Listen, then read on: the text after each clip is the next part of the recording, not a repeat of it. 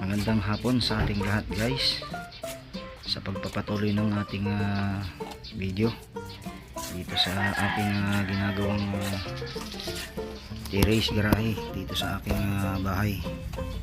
So ang araw po natin ngayon ay araw ng linggo. So kaninang umaga pumasok ako doon sa bahay na aking ginagawa.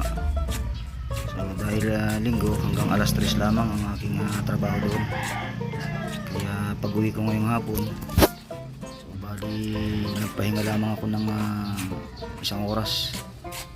Nirelax ko muna yung aking katawan. At ngayong hapon, alas 4 ng hapon,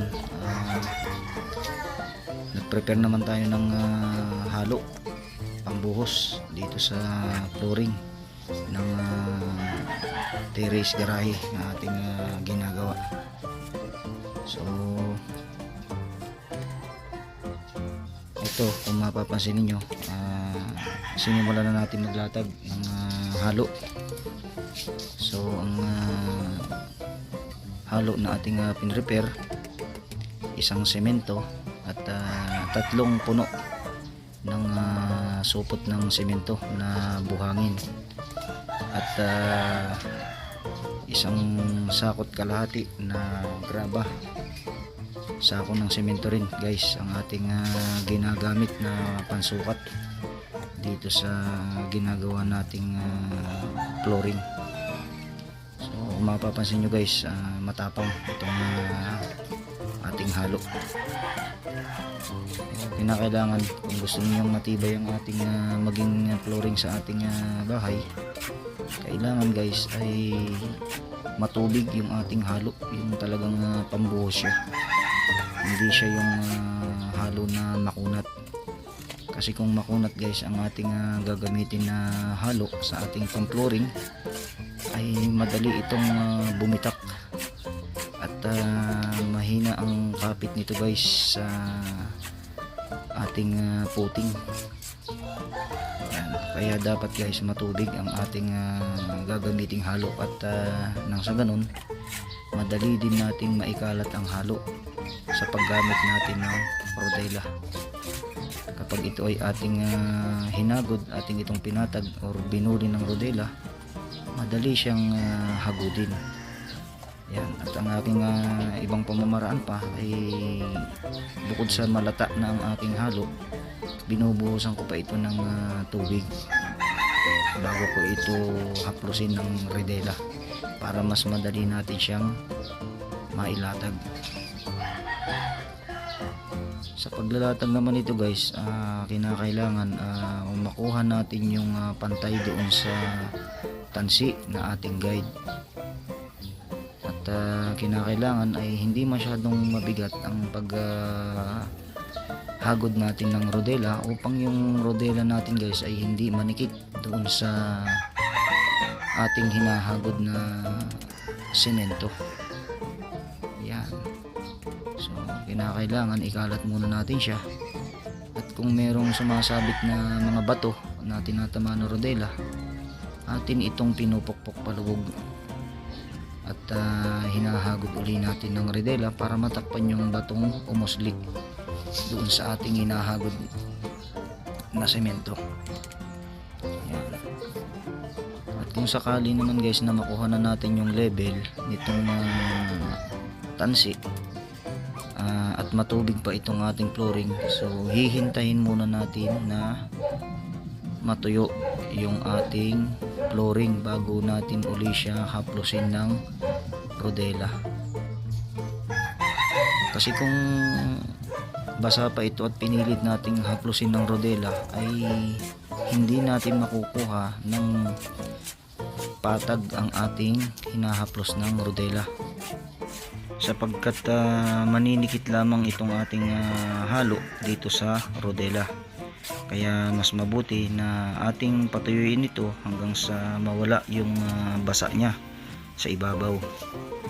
At habang tayo ay nagpapatuyo, itutuloy lamang uli natin ang pagbuhos ng ating simento doon sa ibang bahagi na ating pupluringan. Yan. So bali ang pagpo-flooring natin na ito ay hindi natin mamiminsan ang pagpo-flooring. So hanggang 2 beses tayong magpo-flooring sapagkat kailangan muna nating patuyuin itong kabila na ito para mailipat natin yung nakaparadang yan, kung makikita nyo yung nakaparadang motor, para mailipat natin dyan sa kabila. At kung ito'y matayo na at tumigas na at nailipat na natin yung motor dyan sa kabila, itong kabila naman na ito ang ating poploringan, yung kabilang side. Yan. At kinakailangan yung ating flooring ay meron siyang klebe kung saan natin direksyon papupuntahin yung agos ng tubig. So kung napansin nyo kanina, sinabuyan ko siya ng tubig kasi sa ganyang pamamaraan guys, makikita mo kung saan direksyon papunta ang tubig. So kung halimbawa ang direksyon ng tubig natin ay papunta dyan sa aking kaliwa, kinakailangan pag sinabuyan natin ng tubig, dyan siya tatakbo.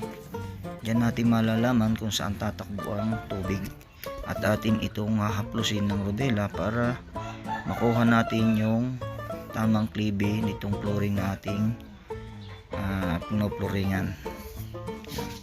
Ganyan lamang po guys kasimple ang pagpo-flooring.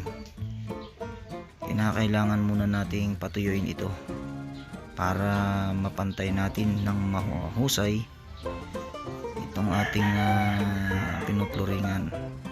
Yan, kung mapapansin nyo guys, mayroong mga sumasabit na bato. Atin lamang itong tutuktukin ng rodela para ito'y lumubog at ating bubulihin para mawala yung nakalubog.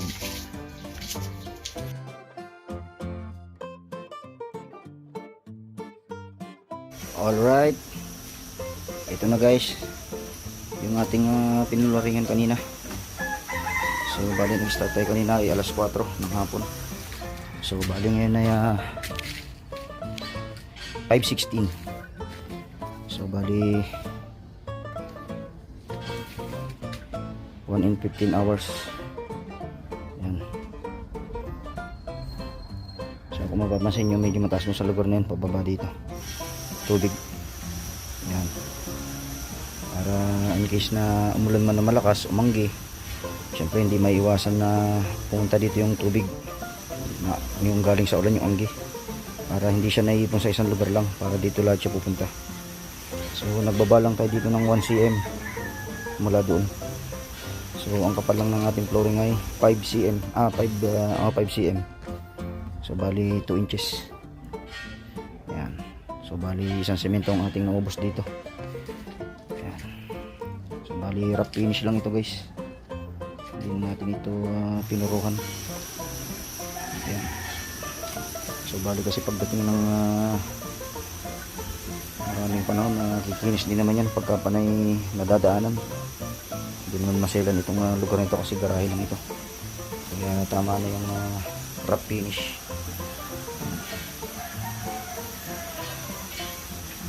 So bali siguro patitigasin muna natin ito. So pagka tumigas ito, lilipat natin itong ating motor dito para masimulan naman natin ito sa ibang araw. So bali hanggang alas 3 lang kasi ako ngayong araw dito doon sa aking trabaho, kaya nagsimula ako dito ng alas 4. Pahinga muna ako isang oras. Alright, yun lang muna guys ang ating video, at update ko kayo muli sa panibagong nating video dito sa Terry's Garahe na ating ginagawa.